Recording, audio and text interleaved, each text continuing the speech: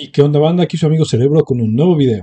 Esta vez regresando a la temática del video ensayo, así como el hecho hace ya un tiempo de Cowboy Bebop y el por qué esta obra trascendió de su medio a toda una obra de arte. Esta vez salimos del tema de obras maestras imposibles de cuestionar a un trabajo mucho más experimental, psicodélico, y sobre todo que abre un mar de polémicas, con gente de un lado diciendo que es una maldita carta de amor al anime y otro diciendo ¿qué rayos acabo de ver? Así es, estoy hablando de una historia de trascendencia y miseria, de que es real y que es tan solo parte de la Wired. Así es, estamos hablando de Serial Experiment Lain.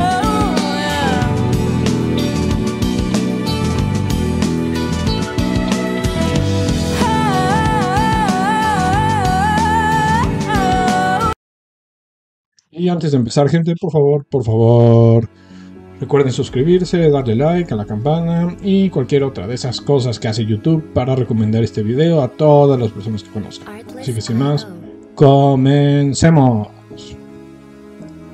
Dando una pequeña introducción para los que lleguen a este video sin haber visto Serial Experiment Lain, o como yo, las dos primeras veces que vieron esto se quedaron con más preguntas que respuestas. Esta historia sigue a, Lain, una niña de 14 años que constantemente se está metiendo en un montón de lugares turbios para gente mínimo en sus 20s y que con un montón de ayuda de que hoy en día nos daría más ganas de cagarnos de risa, el que pensaban que con esto se podría crear todo el mundo a lo Matrix, cuando hoy en día Zuckerberg con miles de millones, inteligencia artificial y procesador hiperveloces apenas pudo hacer estas cochinadas.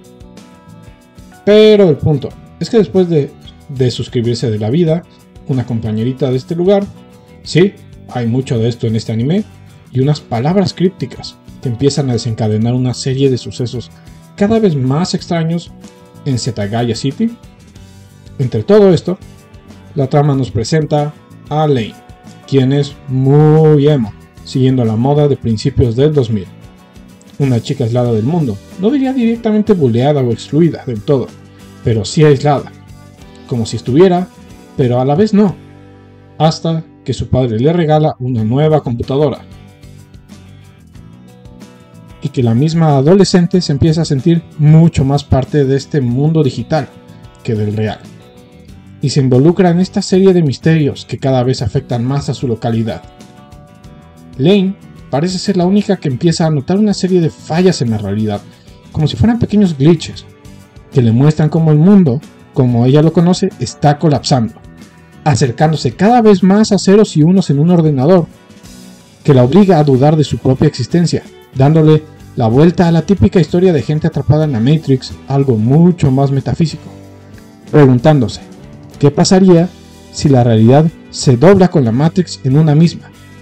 Que, en lugar de tener que atrapar a la gente en una ilusión virtual, esta sale de los monitores amalgamándose en una masa amorfa con la misma realidad, de manera que no hay forma de escapar de esta Matrix, aquí conocida como The Wire, que como un virus invade la realidad.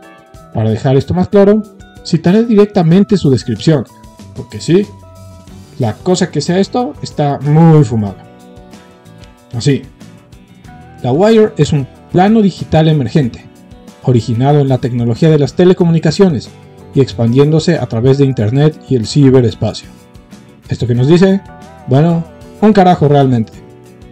Pero regresando al tema, podríamos decir que The Wire es una Matrix que está colapsando con la realidad misma, uniéndose a esta, siendo Lain una pieza clave que une todas las partes interesadas en el control de esta y que van a querer su porción de lo mismo. Lo que por fin nos lleva al punto. Todo es información. Hoy, mucho más presente que en el 98 cuando se estrenó este anime, sabemos que el gran oro del siglo XXI es la información. WhatsApp, Facebook, Twitter, ahora X, Google y básicamente todos estos titanes que se han convertido en compañías multimillonarias. Su negocio real es la información. Cada día dejamos en todas estas redes sociales y plataformas todo lo que queremos, odiamos, anhelamos, información valiosa para ser vendida al mejor postor, para desarrollar su siguiente producto. Pero este afán de vendernos porquería por internet ha llevado a mucho más, a crear una segunda vida virtual que recopila toda una vida alterna, una donde podemos ser todo lo que no somos en esta, entes que crecen como tulpas a nuestras espaldas, hasta que son seres independientes a los mismos, inmortales, incluso posterior a nuestra muerte.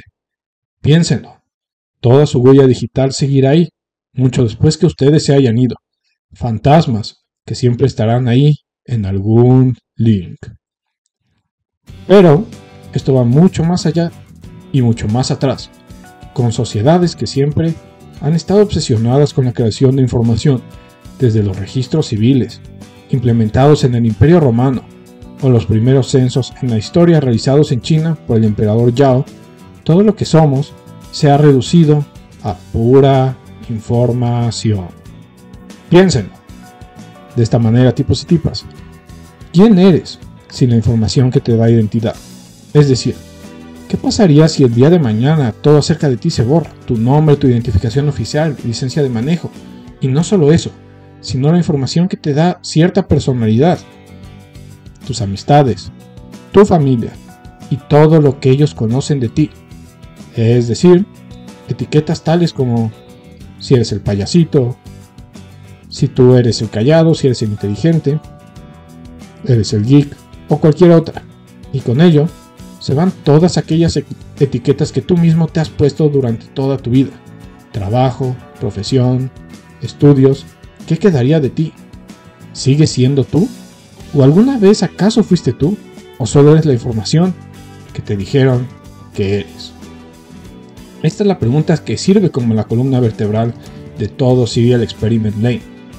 En el primer episodio, de manera genial, se resalta la falta de información y de identidad de Lain, lo lejana que lo vuelve a toda, a diferencia de un clásico prota de anime que no se siente a Lain como tal.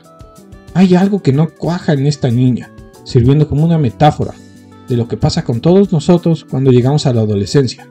Lain no tiene identidad, es una hoja en blanco, reflejando durante todo este episodio en estos largos paisajes, con todos estos tonos blancos muy alejados, muy calmados, que se parecen, al igual que Lain, faltar información. Es decir, en teoría no hay nada mal en ellos, pero algo falta, una especie de información básica de qué es lo que estamos viendo realmente. Pero hay algo más. Mientras esta serie avanza, mientras estos fondos blancos en plena naturaleza dan paso a ruidosos house techno clubs y escenas cada vez más encerradas en ambientes industriales y urbanos, parecen ser dignos de cómo esta sociedad empuja a Lain a tener que encontrar una identidad, le guste o no. No le dice cuál, no le indica cuál es buena o mala, porque es importante. No, pero es como si el mundo la orillara, con personajes hostiles como su madre o su hermana, que no paran de verla como un bicho raro. O estos niños extraños que siempre están en el club y realmente son totalmente intrascendentes. Pero, por lo diferente que resulta a los demás. Y no tanto por odio. Es decir, no es simplemente odio.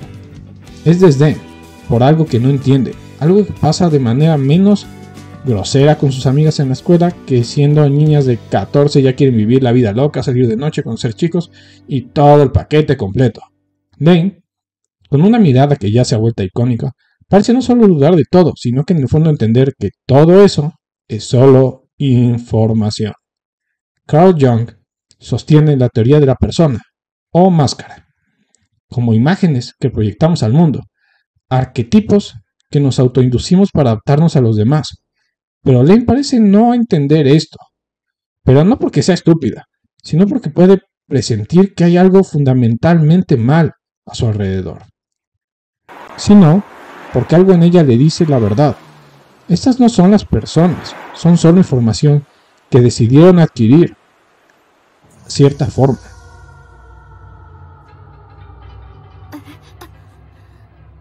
Esto explota en el episodio enfocado en la hermana de Lain, uno de los más raros, donde esta peculiar serie da un giro de un misterio con toques detectivescos a una verdadera locura.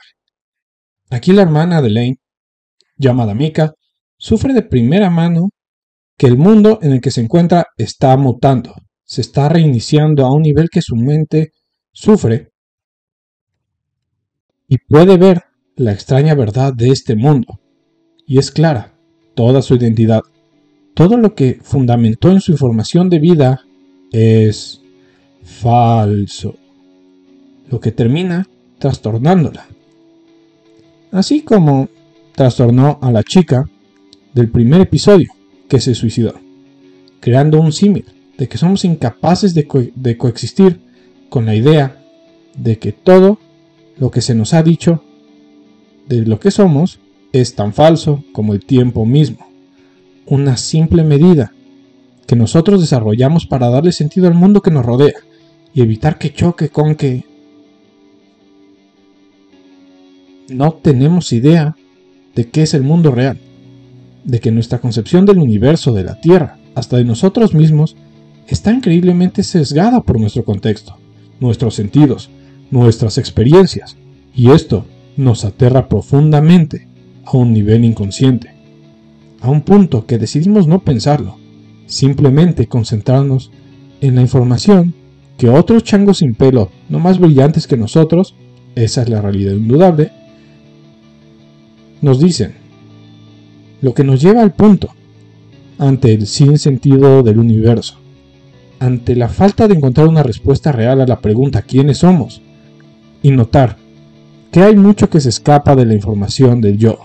Bueno, en estos casos, la respuesta del hombre, al encontrarse con su propia humanidad y vulnerabilidad, siempre ha sido buscar a Dios.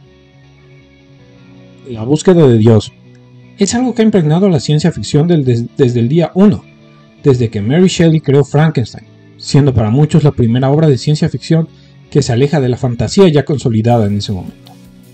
El futuro Prometeo, como creo que en este punto ya todos sabemos, está muy ligado a la búsqueda de un ser superior, pero más importante, el por qué nos creó. La criatura cuestiona a Henry Frankenstein una y otra vez hasta el punto de la tortura con esto, a lo que el maldecido doctor hasta el día de hoy nunca ha tenido una respuesta clara, por más adaptaciones en diferentes medios. La respuesta siempre es la misma, porque podía. El ego del hombre, elevado a su máximo nivel, queriendo convertirse en Dios, y la ciencia y la tecnología como los medios divinos para separarnos de los animales, con resultados que jamás son positivos. Nos muestra cómo el hombre está fascinado con sus propias invenciones, porque nuevamente es pura información, puras máscaras. ¿Y qué máscara es más embriagadora, más bizarramente poderosa que la de convertirse en un dios? Regresando a Lane, esto se refleja en dos puntos clave. Primero, los caballeros, un grupo de cibersecta que busca proclamar a su Jesús electrónico como aquel todopoderoso, a falta de un sentido del yo, a falta de perder esta identidad falsa. El hombre, en lugar de abrazarlo o analizarlo, busca desesperadamente encontrar a Dios. Pero al morir más cabezas surgen. El Estado, el capital, el socialismo, el capitalismo, la guerra, bla bla bla bla bla bla bla bla bla. Cualquier ídolo que llene este vacío, producido por lo que Nietzsche llamó la muerte de Dios.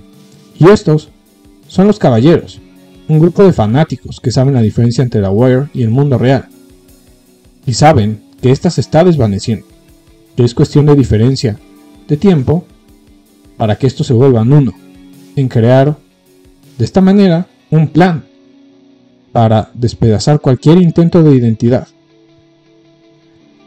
Aquí, estos caballeros toman, buscando a Dios, a Lane, pero para ello crean este extraño plan en el cual la idea es despedazar cualquier intento de identidad de la niña para aceptar un destino divino y trascender. No les importa a Lane como persona, les importa que se convierta en la entidad que reescriba el nuevo mundo, y a quien haga todo esto algo real, en uno donde las personas puedan finalmente dejar esta cruda materia, dejar atrás toda la falsa información que contamina su ser y volverse plenos, incluso dejar su propia existencia física. No quiero ser el mamador en turno que cita I don't have a mouth and I must scream, pero esto refleja en gran parte el dolor existencial que sufre Lane durante toda la serie. En esta pequeño cuento, que bueno, lo pueden ver en Digital Circus o hay muchas cosas, actualmente se ha vuelto muy famosa este pequeño cuentito. En esta, una inteligencia artificial, o bueno, computadora, porque en ese entonces el término no estaba tan acuñado, surte su ira sobre los últimos seres humanos, como un dios malévolo, poniendo a sus prisioneros en los escenarios más horripilantes imaginables. Pero no se debe solo a que es una malnacida, no. AIM, la supercomputadora de esta obra, siente un dolor profundo al existir, tirado con un conocimiento ilimitado, solo para matar y destruir. AIM solo siente dolor. Odio. Déjame decirte cuánto he llegado a odiarte desde que empecé a vivir. Hay 627.044 millones de kilómetros de circuitos impresos en capas finísimas que llenan mi complejo. Si la palabra odio estuviera grabada en cada nanoángulo de estos cientos millones de kilómetros, no equivaldría ni a una millonésima parte del odio que siento por los humanos en este microinstante. Por ti, odio, odio. Con esta cita, AIM muestra, pues obviamente, y repitiendo por millonésima vez, pura venganza. Una perversa envidia secreta, ya que es incapaz de sentir, incapaz de pertenecer a algo más que su propia programación. Y lo peor es que es consciente de ello, que es más paradójico que un dios impotente, capaz de mover y transformar materia a su gusto, pero incapaz de cambiarse a sí mismo, incapaz de tener una identidad propia o algo que le importe. Algo similar pasa con la extraña película Shin Godzilla, que refleja el dolor de un dios, un ser obligado a evolucionar aceleradamente, que más que ser el clásico Godzilla todopoderoso, es un ser tan confundido como adolorido, disparado a un mundo que no quiere, a un dolor brutal por una evolución a horas. El cambio trae sufrimiento, cambiar es doloroso. Como humanos lo vemos de una manera muy banal, sentimos dolor con un rompimiento amoroso cuando un proyecto termina, incluso muchos sienten dolor cuando son despedidos de trabajos explotativos, solo porque pierden un sentido, incluso sea mínimo, pero debemos seguir.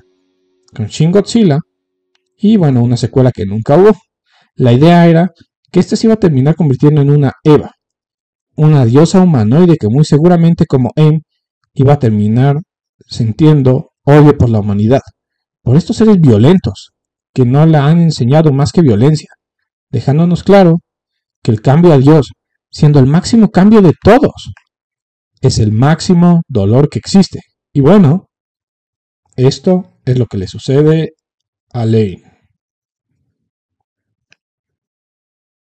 Lane básicamente es obligada a convertirse en una diosa. De paso entendiendo de golpe que toda su vida no es más que una especie de experimento. Y como Shin Godzilla o AIM, como una diosa está destinada a estar sola.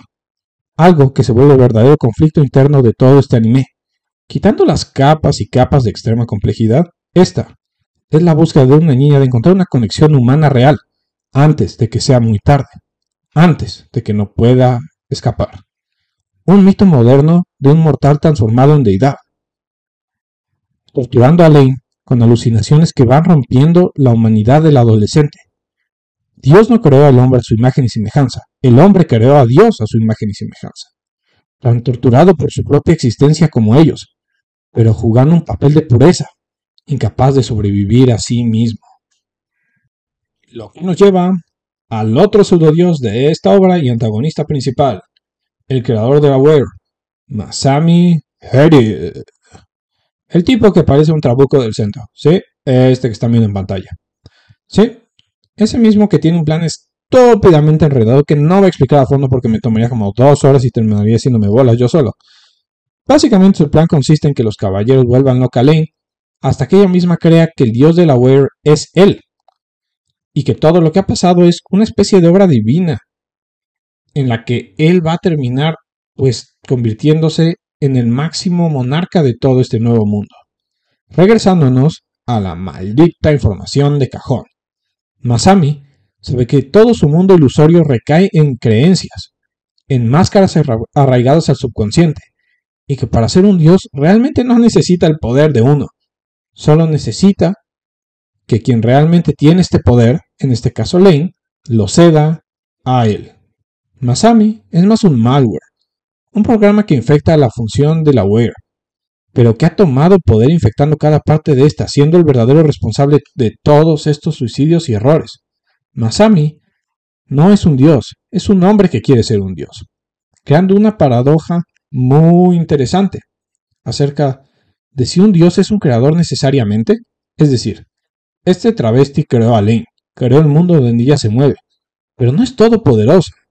Tal como la criatura de Frankenstein termina convirtiéndose en la hecatombe de su creador, Lane es lo mismo para Masami. Él no es más que un hombre inseguro de su propia existencia, incapaz de aceptar el propio absurdo de la misma, y su plan, tan ridículo como hilarante, siendo la parte más floja de toda esta obra. Bueno, es que Lane reduce a su creador a una masa incorpórea. Así es, Cronenberg y Videodrome de nuevo. Regresa. Lo sublime, que se quería Masami como un dios informático, a una simple masa de carne. Una perfecta tragedia, si me lo preguntas. El hombre, que quería desvincularse de todo lo carnal, termina en la misma masa que siempre despreció. Así, quedamos con la tragedia propia de Lane. Dios, Krishna, energía o cualquier símil, si puede existir algo así. No es las absurdas ideas que el hombre puede tener de este, claro que no. Es algo que trasciende nuestra propia cosmovisión, que trasciende la información que hemos creado de nosotros mismos. Un Dios no es un nombre, no es su identificación, y como tal, su existencia está destinada al sufrimiento, a una agonía existencial de un poder que nunca pidió. Lane, en este punto, sabe que su vida nunca fue real, que no hay vuelta atrás. La fusión de la web y el mundo real es inevitable. Como en toda buena obra, el destino es una calamidad imposible de saltar, y ella jamás tuvo opciones. Su destino está frente a ella. Puede destruir todo, borrar todo este mundo que solo le ha causado sufrimiento, o puede crear algo nuevo.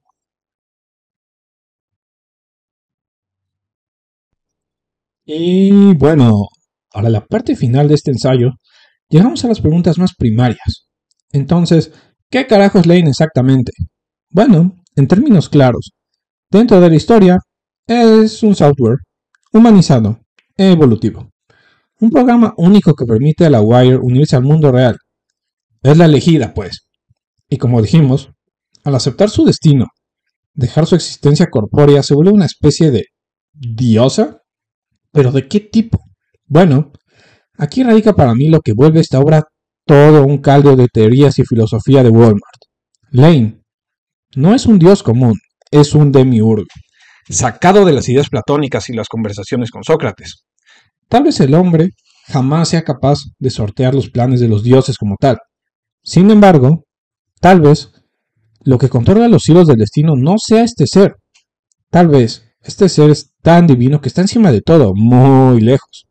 Sin embargo, dejó a un encargado, un hacedor descerebrado, un maquetador, un dios impotente, un arquitecto incapaz de ver la obra completa, un demiurgo. Así es, Lane es uno de estos, incapaz de entender por qué ella tiene que cargar con todo este dolor, por qué ella fue quien tuvo que sufrir todo esto, y aún peor, por qué estas decisiones recaen sobre ellas, pero está obligada a llevarlas a cabo. Algo similar al Dr. Manhattan de Watchmen. Puede ver el futuro, pero no detenerlo. Puede controlar la materia, sin embargo no puede detener los actos de los hombres. Lane reformula este nuevo mundo, sabiendo que jamás será parte del mismo, que no le queda más que ver desde lejos cómo todo cambia, y ella no puede ser parte de ello. Esto se refleja en los dos personajes con humanidad de esta obra. Bueno, los dos que no son unos completos imbéciles, Alice y su padre. Primero, Alice, quien, bueno, se puede decir que es la única amiga real de Lane. la única que la ve como un ser humano y no como una herramienta, y se vuelve el anhelo final de la protagonista, en una, extraña relación que roza el hentai más enfermo, pero para Lane, Alice es su conexión con el mundo, algo por qué regresar, y casi como una maldición de la virtud salido de las reglas de la tragedia de Nietzsche, el amor por Alice se vuelve su propia lápida, sabiendo que puede darle a Alice una vida feliz, incluso aunque no sea con ella. Esto es como el clavo final para Lane, que viendo su propio tulpa doppelganger, es decir, este clon, que estuvo molestándola para que, se desviva durante toda la obra, convirtiendo su vida en un infierno, creando chismes y malas reputación de ella por todos lados, decide destruir todo, pero aquí es donde entra su padre. La imagen de este. Finalmente Lane reflexiona sobre qué es su existencia, y si ésta alguna vez estuvo ahí si nadie la percibió, sin Alice, sin ninguna conexión, aceptando que sin toda la información que le daba identidad, no es nadie. Pierde todo sentido de la misma, hasta que es salvada por otro poder en la forma de su padre nuevamente,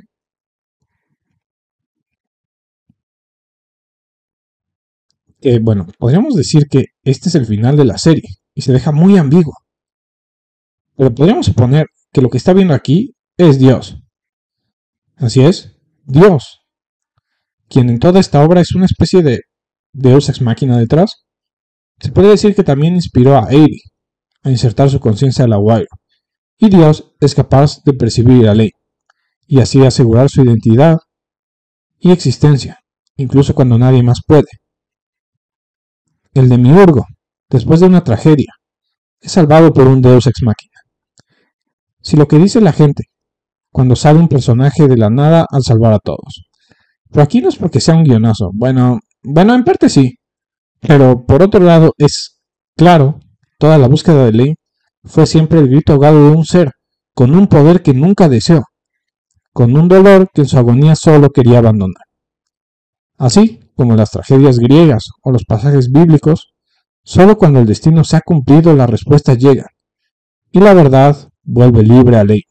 Jamás fue humana, jamás tuvo el chance de huir con Alice y ser feliz, jamás tuvo una familia con ella, o una vida.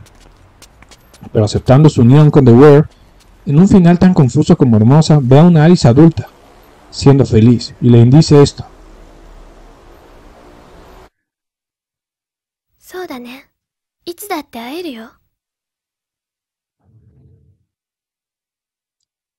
Esta escena nos deja claro que Alice, en una parte más allá de la información, más allá de todas las máscaras, en algo recuerda a Lane y el cariño que tuvo por ella, algo más profundo que data y código, y con esto, Lane puede aceptar su destino como un demiurgo, sabiendo que para alguien, en algún punto, ella existió, no como un ser divino o una herramienta de informática, sino como un ser humano. Y ese, tal vez es el punto que vuelve esta obra mucho más que un simple anime, que tal vez debajo de todas las capas que podamos crear, todo lo que queremos es una conexión humana real, es que alguien, tal vez solo uno, nos vea como verdaderos seres humanos, aunque sea por una sola vez. Sabes que no deseo lastimarte, y eso significa mucho, pero no tienes sentimientos. Estoy cayendo, estoy desvaneciéndome y ahogándome. Ayúdame a respirar. Me estoy lastimando, lo he perdido todo. Me estoy perdiendo. Ayúdame a respirar. La canción Ending the Lane es el último punto que creo encapsula todo el sentimiento que quiso expresar Yasuki Ueda, mangaka de Lane. ¿Acaso este no es el lamento de un demiurgo? Un ser con el poder de lastimarnos y no lo hace, aunque podría hacerlo. Después de todo el sufrimiento, de todo lo que le ha pasado, solo busca a alguien que tenga sentimientos.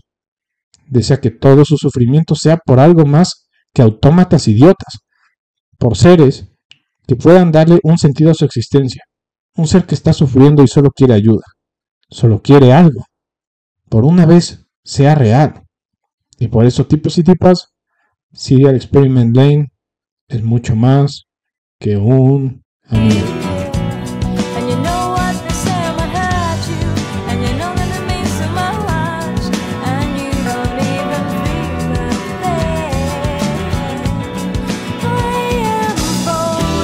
Y bueno, gente, gracias por ver todo este video. Pasó un rato desde que hablé de anime, lo sé. Y bueno, ya pienso retomar el material de One Piece, que es la idea original de todo este canal. Pero la verdad, todo este arco de Rocks, aunque sí está chido, creo que nos sacó totalmente del tema original. Pero aún así, le voy a hacer la reseña, es lo que sigue por aquí.